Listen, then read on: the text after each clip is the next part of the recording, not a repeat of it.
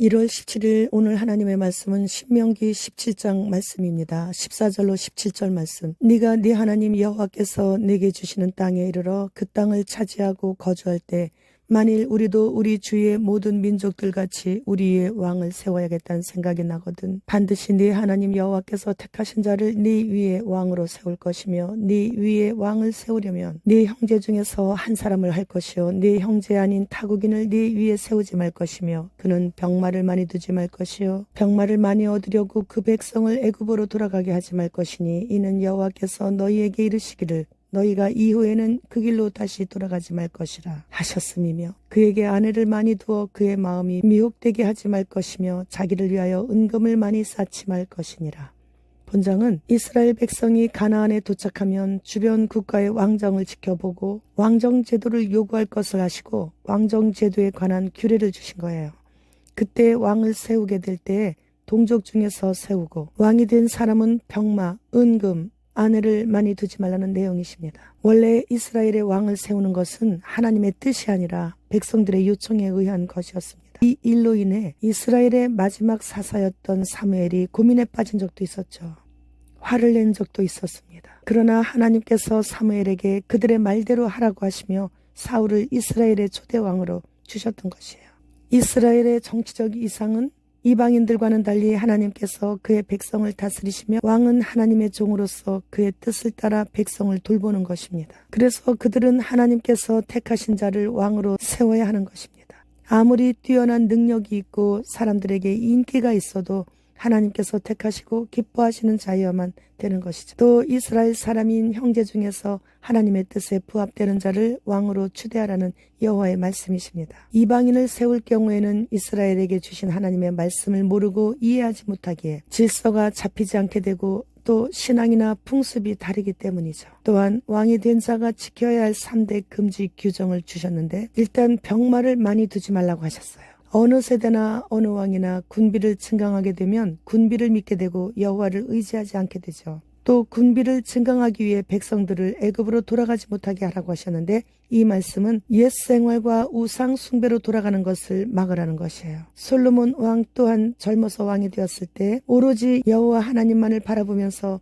하나님 앞에서 겸비한 마음으로 1000번제까지 드리며 나라의 안전과 백성들의 평안을 구하였었습니다. 그러나 왕위가 견고해지고 주위 나라들과 전쟁이 그치고 태평해져서 백성들이 아무 걱정 없이 무화과 나무 아래에서 안연히 살아갈 때 그의 수많은 이방 여인들에 의해 이방 신당들을 곳곳에 세워 하나님을 진노케 하였었죠. 이와 같이 병마도 많고 백성들도 평안하고 하면 마음이 세상적으로 돌아가게 되어 타락하게 되는 것을 금하신 것이에요. 이스라엘 역사를 보면 많은 왕들이 나라에 위기가 닥칠 때 하나님을 의지하고 하나님의 도우심을 바라보지 않았고 이웃의 강대국들을 하나님보다 더 의지해서 하나님의 전에 금은 기물까지 다 바쳐가면서 위기를 극복해 나가려고 하다가 나라가 멸망에 이르게 되고 왕은 수치를 당하고 쫓겨나는 경우가 비일비재한 것을 봅니다. 백성들도 마찬가지예요. 돈이 많거나 자식들이 잘 돼서 성공하게 되면 이곳저곳 여행 다니며 세상 문화를 즐기며 쾌락을 향해 나가다가 자신도 모르게 하나님보다 세상 것에 더 빠져 그저 종교놀이 하는 교인으로 이곳이 좋사오니 하며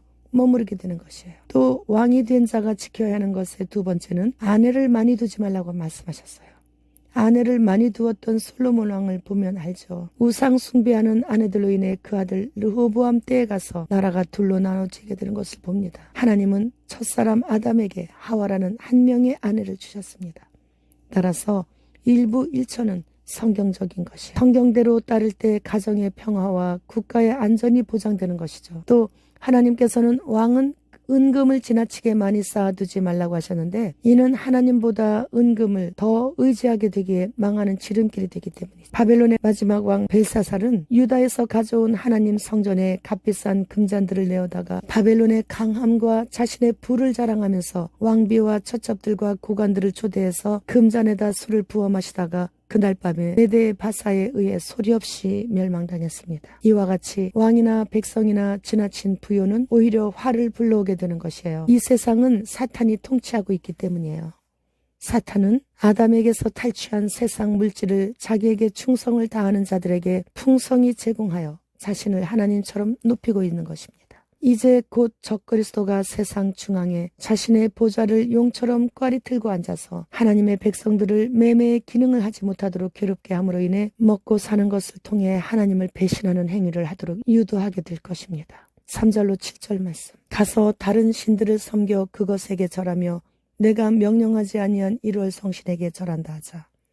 그것이 네게 알려짐으로 네가 듣거든 자세히 조사해 볼지니 만일 그 일과 말이 확실하여 이스라엘 중에 이런 가증한 일을 행함이 있으면 너는 그 악을 행한 남자나 여자를 네 성문으로 끌어내고 그 남자나 여자를 돌로 쳐 죽이되 해. 죽일 자를 2사람이나 3사람의 증언으로 죽일 것이요 한 사람의 증언으로는 죽이지 말 것이며 이런 자를 죽이기 위하여는 증인이 먼저 그에게 손을 댄 후에 뭇 백성이 손을 댈지니라. 너는 이와 같이 하여 너희 중에서 악을 제할지니라.